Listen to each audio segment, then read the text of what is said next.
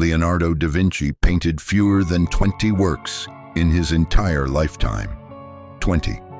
For a man who was a scientist, an engineer, an architect, an anatomist, a musician, a military strategist, and a philosopher, 20 paintings in 76 years of life. And of those 20, only one depicts a man, one single painting of a man, by the artist who is considered the greatest painter who ever lived. It's called The Portrait of a Musician, painted around 1490 in Milan. Oil on walnut panel, roughly 40 centimeters tall, small enough to hold in two hands. The subject stares out from the canvas with an expression that is impossible to read. Not quite sad, not quite proud, somewhere in between, alert, composed, as if he's thinking about something you'll never be told. And his identity has never, in over 500 years, been confirmed. Some say he's Francesco Gaffurio, the choir master of Milan Cathedral, a man Leonardo knew personally. Some say he's a young Milanese nobleman, and this is the most unsettling theory of all, that he's Leonardo himself. Nobody knows. Nobody has ever known. At some point after Leonardo's death in 1519, the painting vanished from the record. Not dramatically, no theft, no fire, no scandal. It simply fell out of history. It resurfaced in the 17th century in the Pinacoteca Ambrosiana in Milan, stored, unattributed, hanging in a room where people walked past it without a second glance because they had no idea what they were looking at.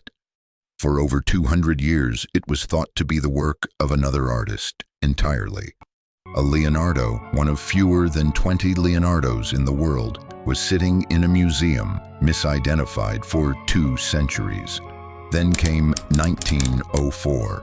A restorer was cleaning the painting, a routine task, careful work with careful hands, when he noticed something, a texture beneath the surface, a suggestion of something hidden under layers of overpaint, added by someone sometime. For reasons we'll never know. He kept going, slowly, carefully, and what he uncovered stopped him cold.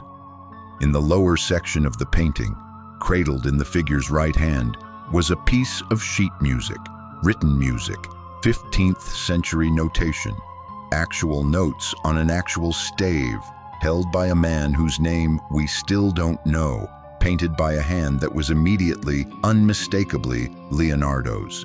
The painting was reattributed almost immediately. Someone, we don't know who, we don't know when, had painted over those notes, had chosen to hide that music for reasons that died with them. And for 2 centuries the secret held. Here is what we know. The painting is real. The attribution is accepted. It hangs today in the Pinacoteca Ambrosiana in Milan, in a room you can walk into if you buy a ticket. Here is what we don't know: who the man is, why Leonardo painted so few male subjects, who painted over the music and why, whether those hidden notes are a composition, and if so, whose. And perhaps the strangest thing of all, Leonardo himself was a musician. He played the lira da braccio, he improvised, he composed. Music for him was not separate from painting, it was the same act, the translation of something invisible into something the senses could hold. So when you look at this painting, at this man holding this music staring out from 1490, you might be looking at Leonardo's idea of himself, not his face, his ideal. The Mona Lisa has 4 million visitors a year. She hangs behind bulletproof glass, surrounded by a rope barrier, photographed by 10,000 phones a day. The portrait of a musician sits in Milan and waits. No barrier, no crowd.